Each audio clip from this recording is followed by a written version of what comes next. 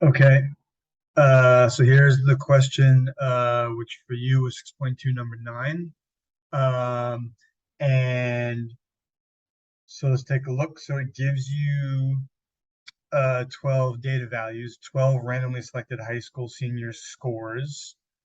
Um, and then it says first find the sample mean, then find the sample standard deviation, and then make a 99% confidence. So first thing we're going to do,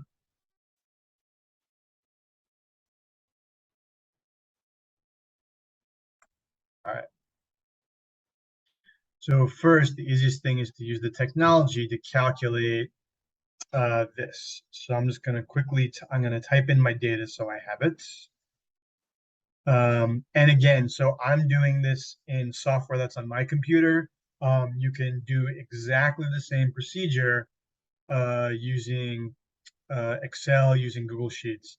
I'm using LibreOffice, but they all work exactly the same. Uh,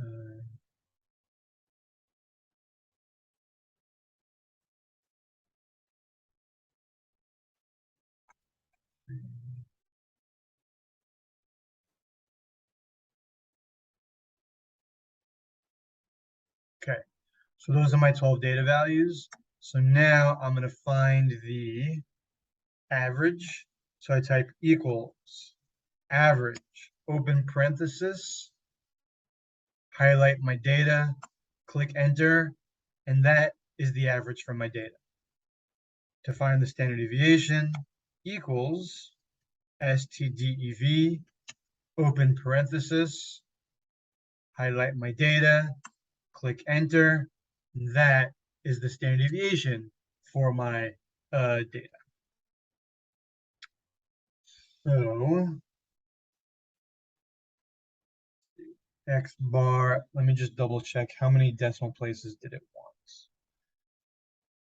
So for each of these, it said around to 1 decimal place. So that's what we're going to do. Okay, so X bar is 910.2, rounded to 1 decimal place. And then S is 303.749, so 0.7. And again, that's rounded to 1 decimal place. Okay, so now that we have that, now we make the 99% confidence interval, I should say, for the population mean. Okay, so then confidence interval, I should say confidence interval for mu, in this case will be X bar plus or minus T times SX bar. So we know X bar. That was actually, we know X bar already, so check. SX bar is very easy to figure out. SX bar is just S over the square root of n, which is 303.7 divided by square root of, and n was 12, so square root of 12. Let me just type that in, equals 303.7 divided by the square root of 12. You can do it on your calculator. I'm just doing it here. You get that. So 87.670 something. So I'll just write 87.67. So I've got my X bar, I've got my SX bar. I just need to find T. So finding T, I draw the graph for the situation. It's a T distribution. T always has 0 in the middle. And it says 99% confidence. So that means the area in the middle is 0.99, which means the area in the tails is 1 minus that, 0.01. And then each tail is you just cut that in half. So 0.005 in each tail. And now we can find the t-score if we use StatDisk. So StatDisk, analysis, probability distribution, t-distribution.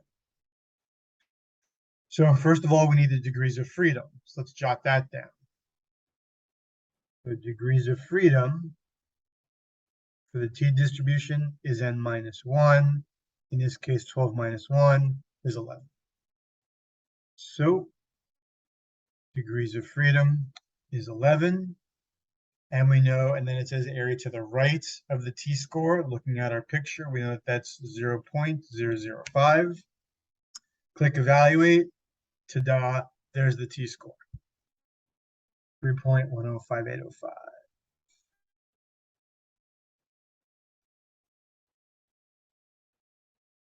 So there you go. It tells me the t-score. So now I have everything I need. I can calculate the confidence interval. So to go back to it, we know it's 910.2 plus or minus t 3.105805 times 87.67. And now I just need to calculate. So equals 87.67 times 3.105805. So that's 272.29.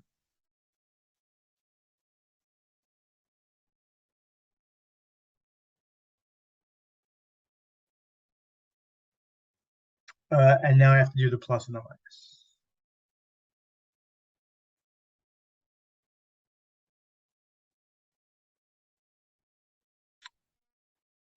So doing a subtraction, 910.2 minus 272.29, and then 910.2 plus 272.29.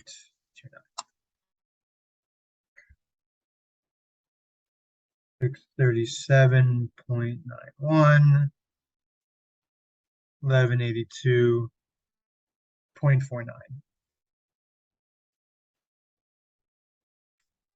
And then they just, in the final answer, they said round to 1 decimal place is needed.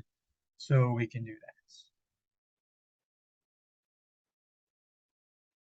So if we round it, we would actually get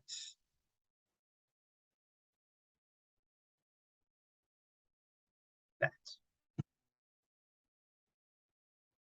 And that's the answer.